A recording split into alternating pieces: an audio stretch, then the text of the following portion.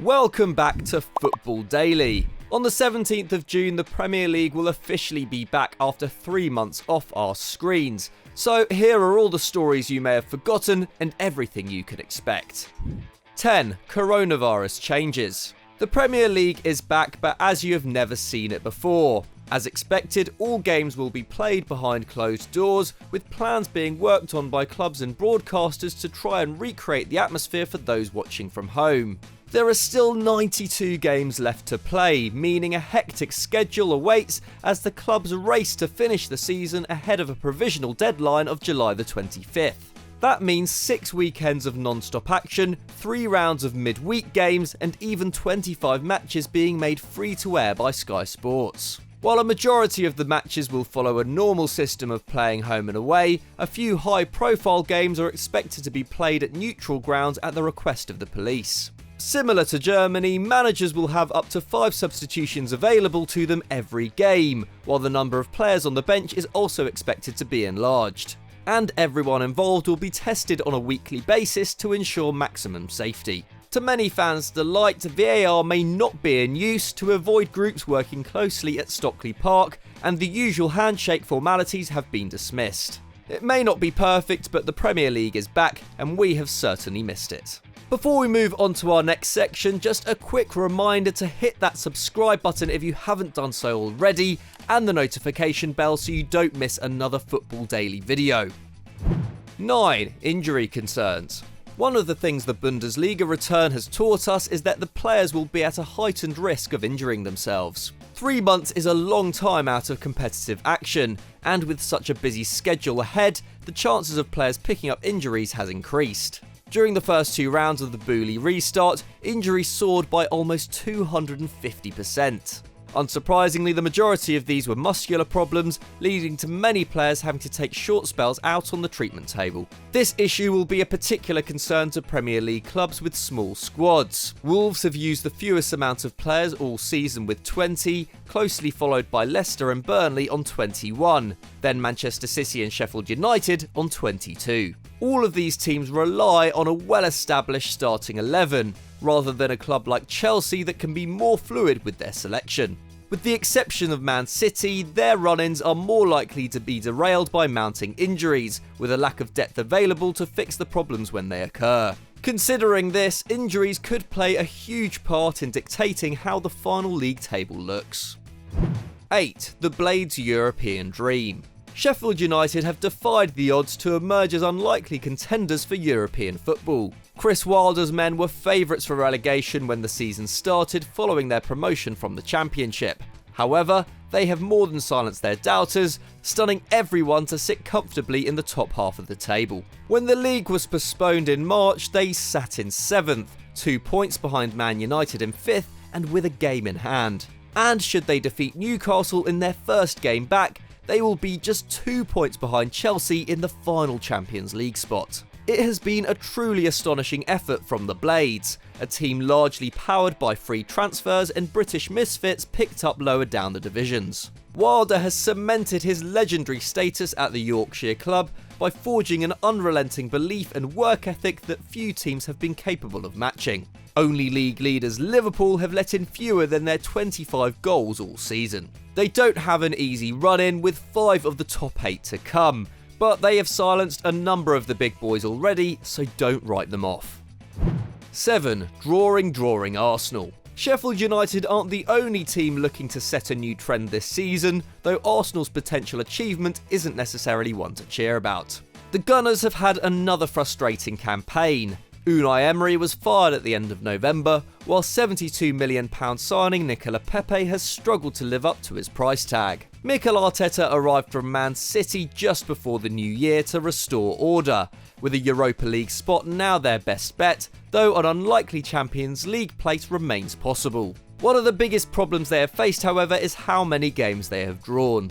They have shared the spoils with the opposition on 13 occasions, even managing 4 consecutive draws at the turn of the year. It leaves them on the brink of matching the unbelievable record of 17 draws in a 38-game season managed by Sunderland in 2014-15. Though Wolves are also on 13 draws, they boast a better points per game ratio, leaving the Gunners favourites to reach the tally sooner. Arteta's boys may have won their last 3 league games, but a difficult run-in against the top 2 and a North London derby means the record could be theirs whether they like it or not. 6. Lost home advantage. There is mounting evidence from Germany that playing to empty stadiums negatively impacts home teams reliant on the screams and passions of their supporters. After 27 Bundesliga games, there had only been 5 home wins, a rate of just 18.5%.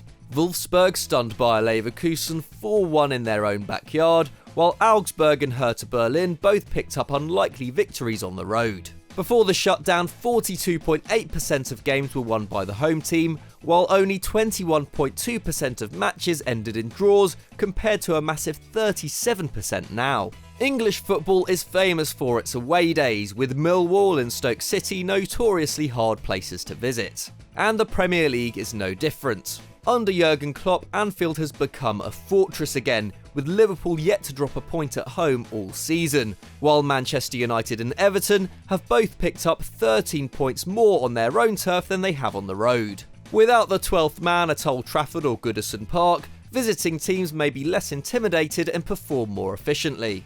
And some English clubs will no doubt face similar issues when the league resumes. 5. Golden Boot contenders.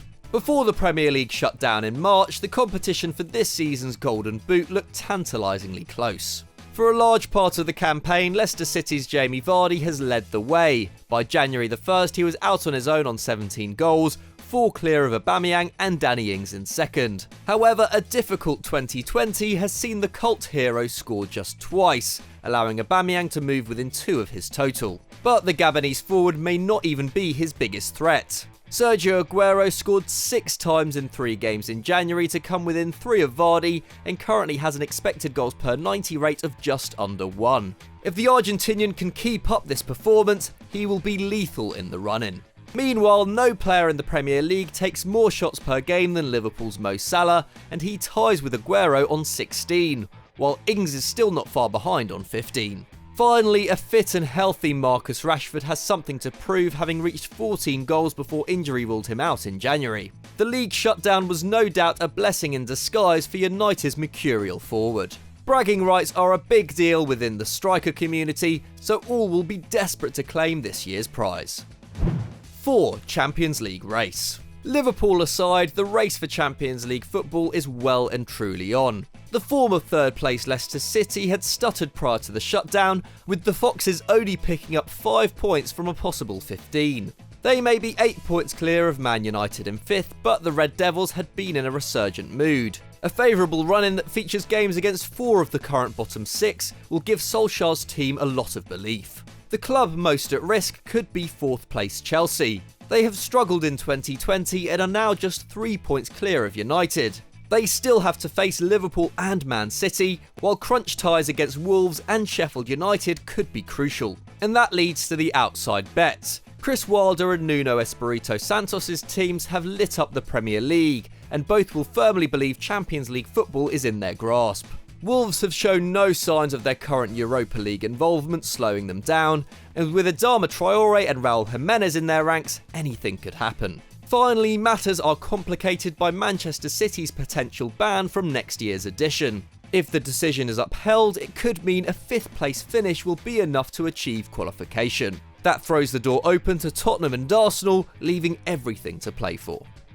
3. Kevin De Bruyne. One man on a mission to make history is Kevin De Bruyne. Manchester City's midfield sensation is on the cusp of a record-breaking season after another stunning campaign. From 26 appearances, the Belgian has registered a massive 16 assists. Not only is that 4 off his personal best achieved in the 2014-15 season at Wolfsburg, but is also only 4 short of Thierry Henry's Premier League record. The Sky Blues still have 10 games to play, leaving every possibility that De Bruyne could shatter the Arsenal legend's 17-year-old record. And there is every reason to assume he can do it. The former Chelsea man currently manages a huge 4 key passes per 90, the most of any player in the division. In addition, he holds an expected assists per 90 rate of 0.6, which should take him over 20 if his performances continue. Provided Aguero, Sterling and Jesus can help him out on the finishing front, De Bruyne will have written himself into the Premier League record archives by August.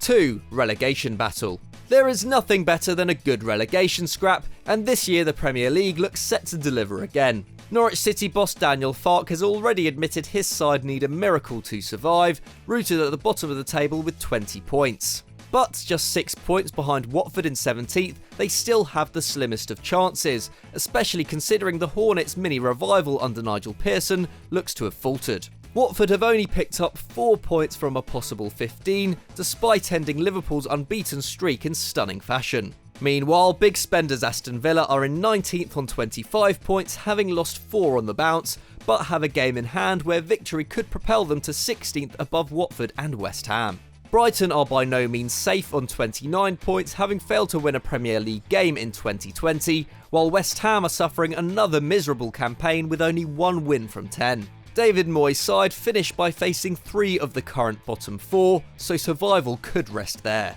Finally, Bournemouth's 5-year stay in the top flight is in real danger of coming to an end. The Cherries have lost their normal fighting spirit and will desperately need a victory over Crystal Palace in their first game back, as it doesn't get any easier from there. It is all to play for the bottom 6, so keep your eyes peeled. 1. Liverpool's title.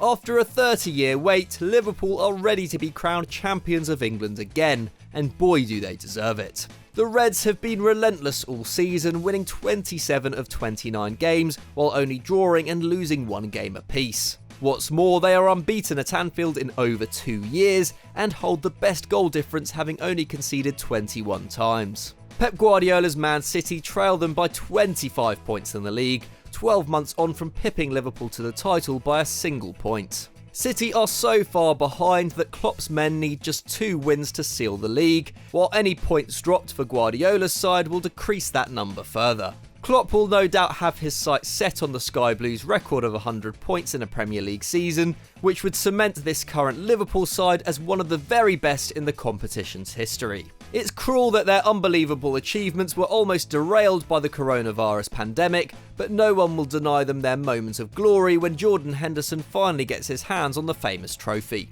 It's just a shame there may not be any fans at Anfield to witness that moment. So those were our 10 things to look out for when the Premier League returns. If you enjoyed this video, why not click on screen right now, and of course don't forget to like and subscribe to Football Daily, and we'll see you next time.